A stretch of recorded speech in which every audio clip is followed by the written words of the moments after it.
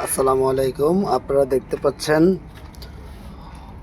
আজকে 3 দিন এই কুমিল্লাতে গ্যাসের জন্য আসছি। দেখেন রাস্তায় অনেকগুলো সিরিয়াল, অনেক অনেক গাড়ি রাস্তায়। কি বলবো আর, এমন একটা পরিস্থিতি, কোথায় খাবো কোথায় যাব, কি মন একটা অবস্থা। দেখেন অনেকগুলা গাড়ি সিরিয়ালে আছে।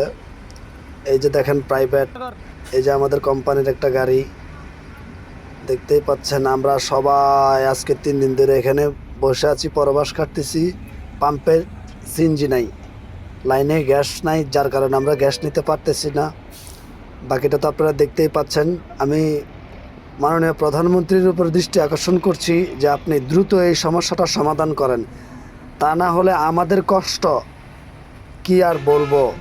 আজকে 3 দিন 4 রাত কি একটা অবস্থাতে কাটতেছে আমরাই নিজেরাই বুঝতে পারতেছি। দেখেন কত শত গাড়ি সিরিয়াল ধরে দাঁড়ায় আছে, অনেকজনে জানেই না যে সে কি খাইছে না খাইছে। এমন একটা পরিস্থিতিতে পার্টির কি জবাব দেব, মালিক পক্ষকে কি বলবো, বুঝেই উঠতে পারতেছি না। এই যে দেখেন নজর পর্যন্ত সিরিয়ালে আসছে, কিন্তু কোনো গাড়ি গ্যাস দিচ্ছে না। ছোটোখাটো গাড়িগুলোকে গ্যাস দিচ্ছে, কিন্তু বড় গাড়িগুলোকে দিচ্ছে না। কি একটা অবস্থা, কি বলবো। এই যে এটা হচ্ছে আমার গাড়ি। দেখেন আমি এই জায়গায় আজকে 3 দিন